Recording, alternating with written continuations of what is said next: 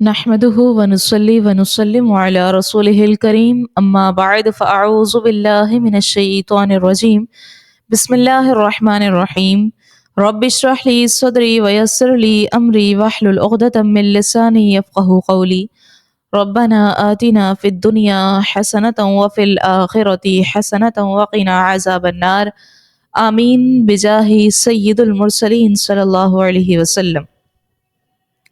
سورہ توبہ رکو نمبر 15 کی پہلی آیت مبارکہ آیت نمبر 119 میں اللہ رب العزت نے ارشاد فرمایا،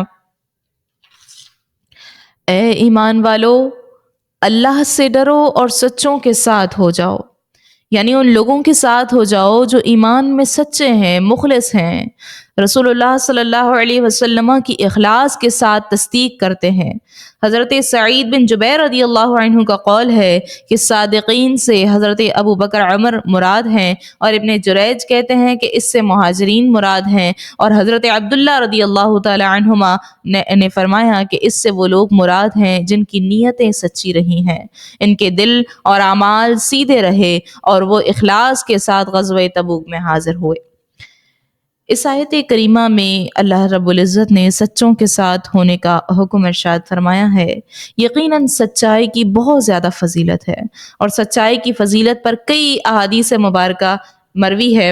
ایک حدیث مبارکہ میں رسول اللہ صلی اللہ علیہ وسلم نے فرمایا، بے شک سچائی بھلائی کی طرف ہدایت دیتی ہے، اور بھلائی جنت کی طرف لے جاتی ہے، اور آدمی برابر سچ بولتا رہتا ہے یہاں تک کہ وہ صدیق ہو جاتا ہے، اور جھوٹ بدکاریوں کی طرف لے جاتا ہے، اور بدکاریاں جہنم میں پہنچاتی ہے، اور آدمی برابر جھوٹ بولتا رہتا ہے یہاں تک کہ وہ اللہ رب العزت کے نزدیک کذاب لکھ دیا جاتا ہے۔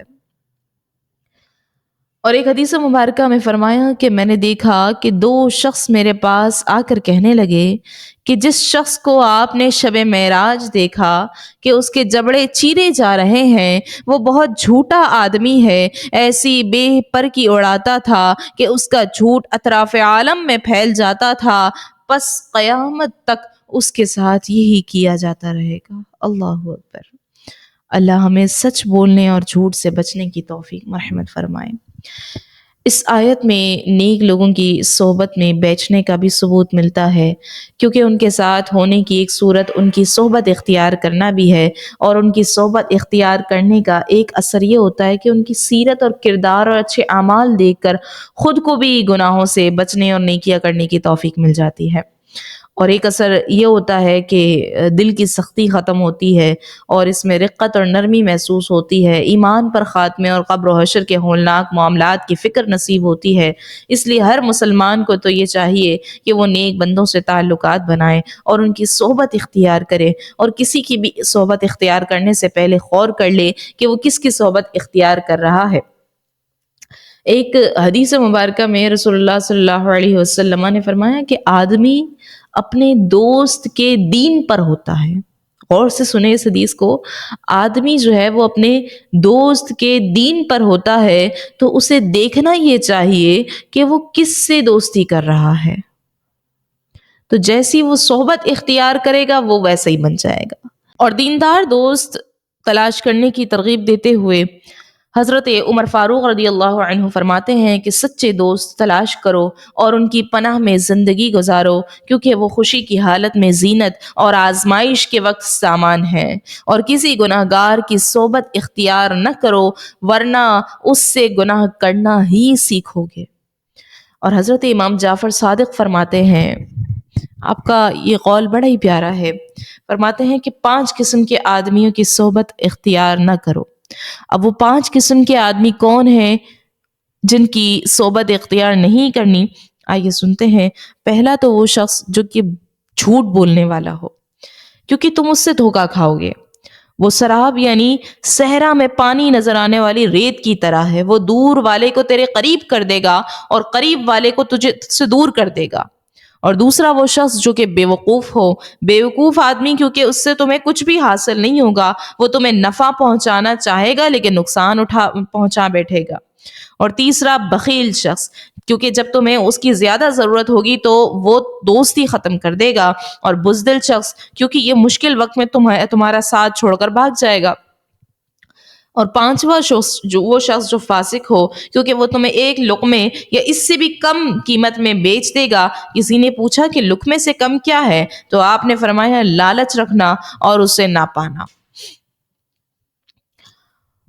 اور ایک دوسری حدیث مبارکہ میں نبی کریم صلی اللہ علیہ وسلم نے فرمایا جب تم جنت کے باغوں میں سے گزرو تو چر لیا کرو۔ عرض کی گئی یا رسول اللہ صلی اللہ علیہ وسلم جنت کے باغ کیا چیز ہیں؟ تو آپ نے فرمایا کہ علم کی مجالس۔ اور یہ بات بھی یاد رہے کہ کسی کو اپنا پیر و مرشد بنانے کا ایک بہت بڑا مقصد یہ بھی ہوتا ہے کہ اس کی صحبت کے ذریعے اس سے فیض حاصل کیا جا سکے۔ یوں ہی باعمل علماء کی صحبت میں بیٹھنے کی بھی بہت سی فضیلت ہے۔ حضرت عبداللہ بن عباس رضی اللہ عنہما آپ سے مروی ہے کہ علماء کی صحبت میں بیٹھنا بھی عبادت ہے۔ حضرت سہل رحمۃ اللہ علیہ فرماتے ہیں کہ جو چاہتا ہے کہ وہ انبیاء کرام کی مجلسوں کی طرف دیکھے، اسے چاہیے کہ علماء کی مجلسوں کی طرف دیکھے کہ کوئی مرد آتا ہے اور کہتا ہے کہ اے فلاں، یعنی مولانا صاحب، مفتی صاحب، آپ اس مرد کے بارے میں کیا کہتے ہیں جس نے اپنی عورت کے بارے میں اس طرح قسم کھائی؟ بس وہ عالم کہتا ہے کہ اس کی عورت کو طلاق ہو گئی۔ اور ایک دوسرا شخص آتا ہے اور کہتا ہے آپ اس مرد کے بارے میں کیا کہتے ہیں جس نے اپنی عورت کے بارے میں ایسے ایسے قسم اٹھائی؟ تو وہ کہتا ہے کہ وہ مرد اپنی اس بات کے ساتھ حانث نہیں ہوا، قسم توڑنے والا نہیں ہوا، اور یہ بات کہنا یعنی احکام شرع بیان کرنا یہ جائز نہیں ہے مگر انبیاء علیہ السلام اور علماء کے لیے۔ پس اس بات سے علماء کی شان پہچان لو۔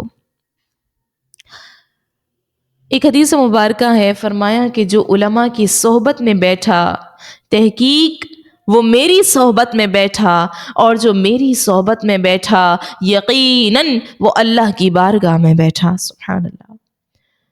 حضرت عمر فاروق فرماتے ہیں علماء کی مجالس سے الگ نہ رہو، اس لیے کہ اللہ نے روئے زمین پر علماء کی مجالس سے مکرم کسی مٹی کو پیدا نہیں فرمایا۔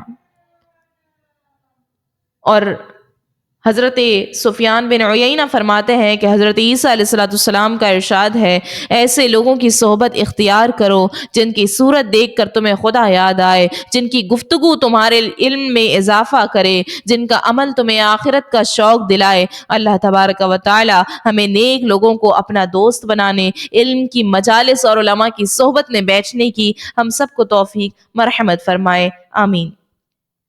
آیت نمبر 120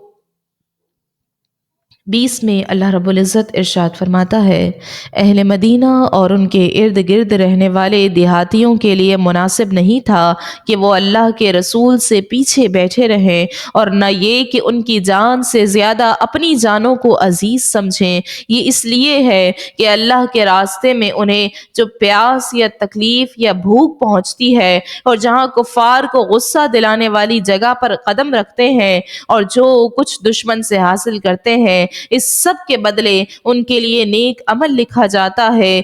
بے شک اللہ نیکی کرنے والوں کے اجر کو ضائع نہیں فرماتا۔ یہاں اہل مدینہ طیبہ سے مدینہ طیبہ میں سکونت رکھنے والے مراد ہیں، اب وہ مہاجرین ہو یا انصار، اور اعراب سے قرب و جوار کے تمام دیہاتی مراد ہیں۔ آیت کا معنی یہ ہے کہ جب رسول اللہ صلی اللہ علیہ وسلم بذات خود جہاد کے لیے آپ تشریف لے جائیں تو اہل مدینہ اور ان کے ارد گرد رہنے والے دیہاتیوں میں کسی کے لیے جائز نہیں تھا کہ وہ اللہ اور اس کے رسول صلی اللہ علیہ وسلم سے پیچھے بیٹھے رہیں اور جہاد میں حاضر نہ ہو، اور نہ ہی یہ جائز تھا کہ ان کی جان سے زیادہ اپنی جانوں کو عزیز سمجھیں، بلکہ انہیں حکم تھا کہ شدت و تکلیف میں رسول اللہ صلی اللہ علیہ وسلم کا ساتھ نہ چھوڑیں اور سختی کے موقع پر اپنی جانیں آپ پر فدا کریں۔ یہ ممانعت اس لیے ہے کہ اللہ کے راستے میں انہیں جو پیاس یا تکلیف یا بھوک پہنچتی ہے، اور جہاں کفار کو غصہ دلانے والی جگہ پر قدم رکھتے ہیں اور کفار کی زمین کو اپنے گھوڑوں کے سموں سے روندتے ہیں، اور جو کچھ دشمن کو قید کر کے یا قتل کر کے یا زخمی کر کے یا ہزیمت دے کر حاصل کرتے ہیں، اس سب کے بدلے ان کے لیے نیک عمل لکھا جاتا ہے۔ اور آیت میں فرمایا گیا ان اللہ لا یضیع اجر المحسنین، بے شک اللہ نیکی کرنے والوں کے اجر کو ضائع نہیں فرماتا۔ یعنی اللہ تبارک و تعالی اپنی مخلوق میں سے ان لوگوں کے اجر ضائع نہیں فرماتا جنہوں نے اچھے عمل کیے، جس چیز کا اللہ نے حکم دیا اور جس چیز سے منع کیا اس میں اللہ کی اطاعت کی، بلکہ اللہ تبارک و تعالی ان کے نیک اعمال کی جزا انہیں عطا فرماتا ہے۔ اور اس آیت سے ثابت ہوا کہ جس شخص نے اللہ رب العزت کی اطاعت کا قصد کیا، ارادہ کیا، تو اس مقصد کے لیے اس کا بیٹھنا، اٹھنا، چلنا، حرکت کرنا سب نیکیاں ہیں، وہ اللہ کے یہاں لکھی جاتی ہیں۔ اور جس نے اللہ کی نافرمانی کا ارادہ کیا تو اس کا اس مقصد کے لیے اٹھنا، بیٹھنا، چلنا، حرکت کرنا سب گناہ ہے۔ ہاں، اللہ چاہے تو اپنے فضل و کرم سے سب معاف فرما دے۔ اس آیت کریمہ میں راہ خدا میں نکل کر جہاد کرنے اور راہ خدا میں تکالیف برداشت کرنے کا ذکر ہوا۔ حدیث مبارکہ میں رسول اللہ صلی اللہ علیہ وسلم نے فرمایا کہ اللہ اپنی راہ میں نکلنے والوں کو ضمانت دیتا ہے کہ جس بندے کو صرف میری راہ میں جذبہ جہاد، ایمان اور رسولوں کی تصدیق نے گھر سے نکالا ہے تو اب وہ میری کفالت میں ہے، میں اسے جنت میں داخل کروں یا اسے ثواب اور غنیمت عطا فرمانے کے بعد اسے واپس اس کے گھر تک پہنچاؤں۔ اور ایک اور حدیث مبارکہ ہے، راہ خدا میں زخمی ہونے والا قیامت کے دن آئے گا تو اس کے زخموں سے سرخ خون بہ رہا ہوگا اور اس کی خوشبو مشک جیسی ہوگی۔ سبحان اللہ۔ اور ایک اور حدیث مبارکہ میں فرمایا گیا، جسے راہ خدا میں ایک زخم لگے اس پر شہداء کی مہر لگا دی جائے گی جو قیامت کے دن اس کے لیے نور ہوگی، اس کا رنگ زعفران کی طرح اور خوشبو مشک کی طرح ہوگی۔ اسے اس مہر کی وجہ سے اولین و آخرین پہچان لیں گے اور کہیں گے فلاں پر شہیدوں کی مہر لگی ہوئی ہے۔ سبحان اللہ۔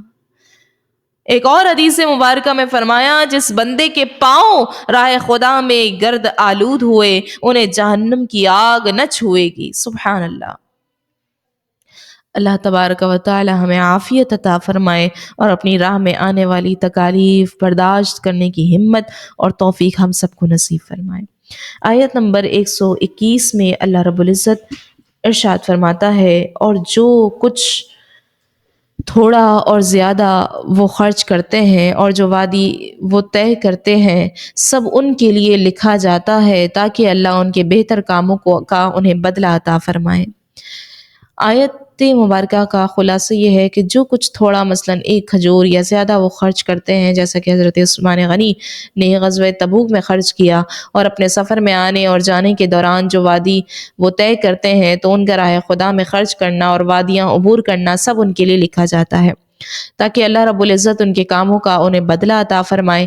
اور اس آیت سے جہاد کی فضیلت اور اس کا بہترین عمل ثابت ہونا جو ہے یہ ثابت ہوا۔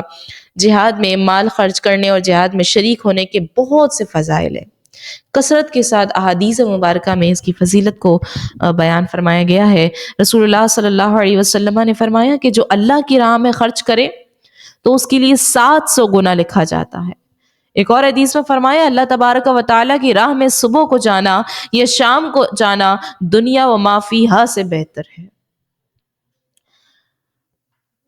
اور ایک اور حدیث مبارکہ کے اندر فرمایا، جو اللہ تبارک و تعالیٰ کی راہ میں گھر سے نکلا پھر قتل کیا گیا یا اسے اس کے گھوڑے یا اونٹ نے کچل دیا یا اسے زہریلے جانور نے ڈس لیا یا اپنے بستر پر کسی سبب سے مر گیا جیسے اللہ نے چاہا تو وہ شہید ہے اور اس کے لیے جنت ہے۔ سبحان اللہ۔ آیت نمبر 122 میں اللہ رب العزت نے ارشاد فرمایا، اور مسلمانوں سے یہ تو ہو نہیں سکتا کہ سب کے سب نکل جائیں تو ان میں ہر گروہ میں سے ایک ایک جماعت کیوں نہیں نکل جاتی تاکہ وہ دین میں سمجھ بوجھ حاصل کر لیں، اور جب ان کی طرف واپس آئیں تو وہ انہیں ڈرائیں تاکہ یہ ڈر جائیں۔ یعنی علم حاصل کرنے کے لیے سب مسلمانوں کا اپنے وطن سے نکل جانا درست نہیں ہے کہ اس طرح شدید حرج ہوگا تو جب سارے نہیں جا سکتے تو ہر بڑی جماعت سے ایک چھوٹی جماعت جس کا نکلنا انہیں کافی ہو کیوں نہیں نکل جاتی تاکہ وہ دین میں فقاہت حاصل کریں اور اس کے حصول میں مشقتیں جھیلیں، اور اس سے ان کا مقصود واپس آ کر اپنی قوم کو واعظ و نصیحت کرنا ہوتا کہ ان کی قوم کے لوگ اس چیز سے بچیں جس سے بچنا انہیں ضروری ہے۔ حضرت عبداللہ بن عباس سے مروی ہے کہ قبائل عرب میں سے ہر قبیلے سے جماعتیں رسول اللہ صلی اللہ علیہ وسلم کی بارگاہ اقدس میں حاضر ہوتی اور وہ رسول اللہ صلی اللہ علیہ وسلم سے دین کے مسائل سیکھتے اور فقاہت حاصل کرتے اور اپنے لیے اور اپنی قوم کے لیے احکام دریافت کرتے۔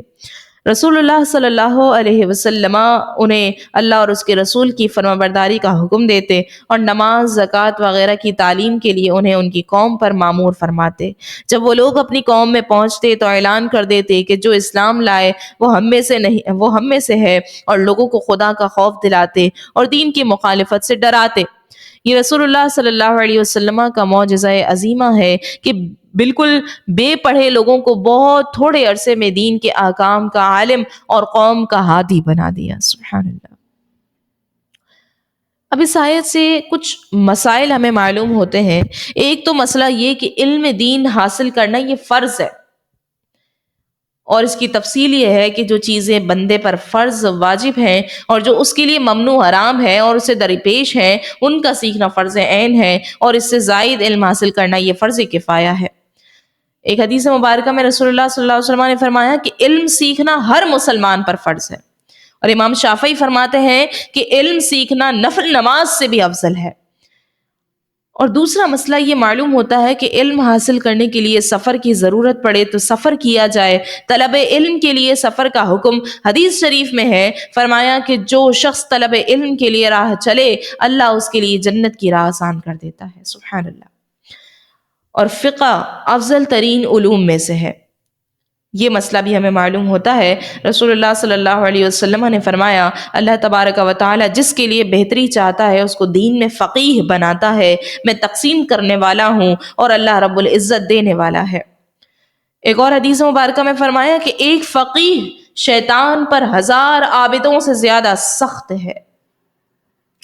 فقہ احکام دین کے علم کو کہتے ہیں، اور اصطلاحی فقہ بھی اس کا عظیم مصداق ہے۔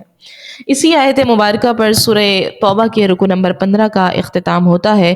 اللہ رب العزت سے ہم یہ دعا کرتے ہیں کہ اللہ تبارک و تعالی ہمیں اپنے مال اور جان کو صرف تیری رضا کے لیے خرچ کرنے کا جذبہ دے، اور ہمیں نفاق اور دوہرے رویوں سے محفوظ فرمائے۔ ہمیں سچے مومن بندے جو اپنی زندگی صرف تیری عبادت اور تیرے حکم کے مطابق بسر کریں ایسا بنا دے، اور ہمیں اپنی مغفرت اور رحمت کی سائے میں رکھ، اور ہمیں ہمارے گناہوں کو معاف فرما۔ آمین بجاہ سید المرسلین صلی اللہ علیہ وسلم، وما علینا الا البلاغ المبین۔